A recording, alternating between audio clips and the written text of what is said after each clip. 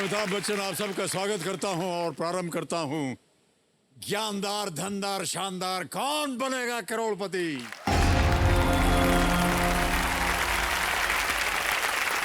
बहुत बहुत धन्यवाद आपका। देवियों सज्जनों, देखिए अक्सर सफलता जो है कई कोशिशों के बाद ही हाथ लगती है, लेकिन वो सारी कोशिशें होती तो पहली कोशिश के बाद ही है। सालों की मेहनत के बाद हम थोड़े थोड़े पैसे जमा करके अपने सपने जो हैं वो पूरे करते हैं, लेकिन बचत की शुरुआत होती तो पहली सैलरी से ही है। बारिश तो हर किसी को भाती है, लेकिन वो पहली बारिश ही होती है जो एक आस जगाती। देखिए वैसे तो हर एहसास कमाल होता है, लेकिन पहला एहसास मिसाल होता है कि नहीं? बहुत बहुत बधाई। आज हम पहले की इतनी बात इसलिए कर रहे हैं क्योंकि मेरे सामने हॉट सीट पर बैठे हैं इस हफ्ते के पहले हॉट सीट खिलाड़ी हसमुख कृष्णा दास जी। ये उस संस्था में काम करते हैं जो हर दिन लाखों लोगों को अपनी मंजिल तक पहुंचाती है, और आज ये खुद अपनी मंजिल पाने के लिए हॉट सीट पर आ चुके हैं। ये ईस्ट कोस्ट रेलवेज में चीफ कमर्शियल इंस्पेक्टर हैं और भुवनेश्वर उड़ीसा से हैं। एक बार फिर से बहुत बहुत स्वागत है। अभी आप जब आए थे तो आपसे हमने पूछा था आप किसे साथ में लाए हैं, आपने कहा आप अपनी पत्नी को लाए हैं। आपका स्वागत करते हैं, बहुत बहुत स्वागत आपका। आपका शुभ नाम? दीपा दास। दीपा दास जी है। दीपा जी का एक बार फिर बहुत बहुत स्वागत। मान्यवर, एक चीज बताइए, ये हमने जब आपका हम परिचय दे रहे थे तो हमने कहा कि आप चीफ कमर्शियल इंस्पेक्टर हैं, तो ये किस तरह का काम होता है? सर ये काम बहुत ही कठिनाइयों वाला काम है।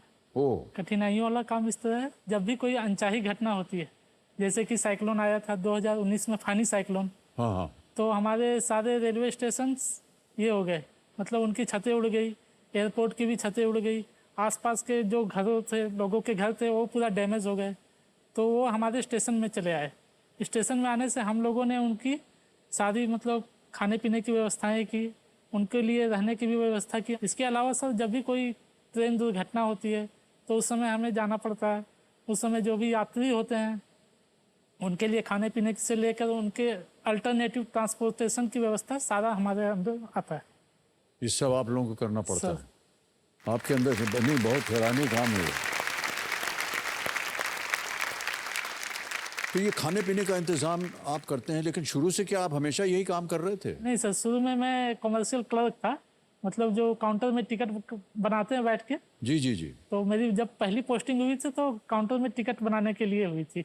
ओह अच्छा। अभी तो काफी सुविधाएं हो गई हैं ट्रेन के अंदर, वो केटरिंग पूरी एक बोगी चलती है और सब कनेक्टेड है, तो कहीं भी जा सकता है खाना। लेकिन हमारे जमाने में भाई साहब सर, जब एक स्टेशन से दूसरी जगह जाना हो और काफी समय लगता था, और बीच में अगर खाने का समय आ जाए तो वो केटरिंग वाले कोच से ये जोड़ा नहीं जाता था। अभी तो दरवाजा बन गया, एक कोच से दूसरे कोच में जा सकते हैं। उस जमाने में मैं आपको बताऊं, वो जो होता था, जो खाना लेने वाला, जो बैरा बोलते थे उसको जमाने में, अंग्रेजों के जमाने में, सर वो ट्रेन के बाहर चलती ट्रेन में वो डंडा पकड़ के, खिड़की का डंडा पकड़ के ऐसे ट्रे लिए, हाँ सीरियसली, वो आ करके किसी न किसी तरह वो दरवाजा खोल करके बाहर से और वो अंदर खाना ले आता था। बहुत ही कठिन काम होता था इनका। सर एक बात और बोलना चाहूँगा। जी सर 1985 या 86 में आप माले गए थे? हाँ सर मैं उस समय माले में था, छोटा था। ओहो। मेरे पिताजी वहाँ पे काम करते थे, वो एक फैक्ट्री में। इतने छोटे थे सर? तो वहाँ पे सर आपका शो था, आप थे, कल्पना अय्यर जी थी और शायद अमजद खान थे। तो सर मेरी बहुत इच्छा थी उस समय से कि आपको देखूं जाके। जी लेकिन तब तो नहीं देख पाए। चलिए अब मिल गए, और क्या बात है कि नहीं? मान्यवर, ऐसा है कि कई बार जितने भी हमारे कंटेस्टेंट आते हैं और ये दूसरा पड़ाव जब पार कर लेते हैं, 3,20,000 रुपए, अच्छी खासी धनराशि होती है, और हम उनसे पूछते हैं कि क्या कीजिएगा इस धनराशि का। आप इस 3,20,000 रुपए का क्या करेंगे? अब तो 6,40 हो गया है। सर धर्म पत्नी उनको सर समर्पण समर्पण। सर मेरी जब शादी हुई तब मैं जब उनको देखने गया था तो उन्होंने बताया कि मेरी पढ़ाई छूट गई है, मतलब वो +2 इंटरमीडिएट करके वो पढ़ाई छोड़ चुकी थी, क्योंकि उनके घर में थोड़ा प्रॉब्लम्स चल रहे थे। उनके बड़े भाई जो थे वो एक मतलब लाइलाज बीमारी से ग्रस्त थे, तो मैंने जब हमारी शादी हो गई तो मैंने उनको पहले ग्रेजुएशन करवाया, लेकिन तब तक उनकी जो एज है वो थोड़ी अधिक हो गई थी, मतलब 30+ हो गई थी। तो उनका बहुत इच्छा था कि वो जॉब करे। जी। तो मैंने सोचा क्यों नहीं उनका एक स्टार्टअप दिया जाए। तो वो कुछ ब्यूटी पार्लर का काम जानती है, प्लस सिलाई वगैरह भी जानती है। तो मैं सोच रहा हूँ उनके लिए एक ब्यूटी पार्लर खोलना है, तो ये सारे पैसे उनके लिए। वाह वाह वाह, क्या बात।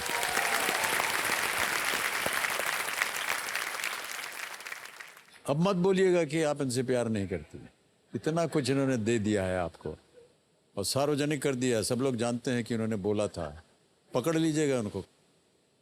नहीं, लेकिन ये आपके जो विचार हैं ये बहुत नेक सर हैं। एक बात और बोलना चाहूँगा जी। सर, यहाँ से एक और संदेश देना चाहूँगा पूरे देशवासियों को। सर हमारे देश में अभी जब भी हम अखबार खोलते हैं तो सर एक ना एक आत्महत्या का ये न्यूज हमारे पास रहता है। जी। तो सर मैं सभी से अपील करूँगा, चाहे कितनी भी मुश्किल आए, आप प्लीज़ आत्महत्या मत करो। क्या बात है सर, बहुत अच्छी बात कही आपने।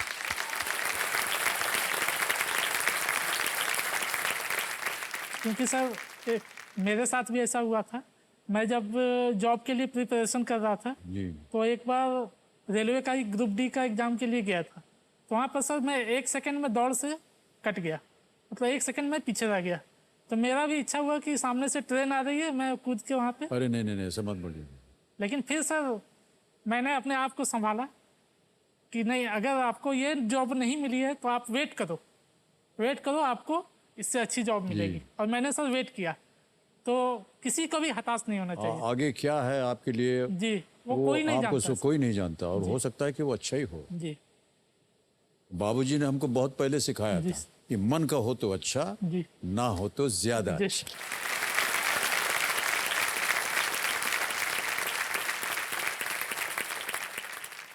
तो हम उस समय समझे नहीं कि ज्यादा अच्छा कैसे हो सकता है अगर मन का नहीं हो रहा है। तो उन्होंने कहा वो ईश्वर के मन का हो रहा है और ईश्वर जो है वो आपके लिए अच्छा ही करेगा। ओके मान्यवर, अब आपके पास अभी भी एक लाइफलाइन बची है, बहुत ही महत्वपूर्ण लाइफलाइन है ये, वीडियो कॉल अ फ्रेंड। और आ गया है 12वां प्रश्न, 12,50,000 रुपए का। 12वां प्रश्न, 12,50,000 रुपए आपकी स्क्रीन के ऊपर ये रहा। इनमें से कौन सा राज्य एक केंद्र शासित प्रदेश की सीमा से नहीं लगता है? Which of these states does not border a union territory? Option सुनिए। ए हिमाचल प्रदेश, बी उत्तर प्रदेश, सी अरुणाचल प्रदेश, डी आंध्र प्रदेश। इनमें से कौन सा राज्य एक केंद्र शासित प्रदेश की सीमा से नहीं लगता है? समय है आपके पास।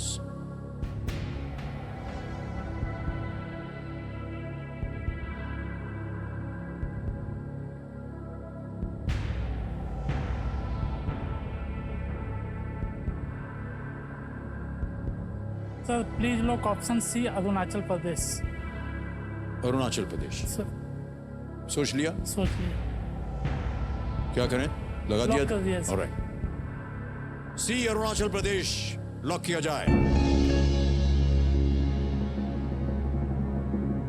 सही जवाब दिया है आपने भाई साहब।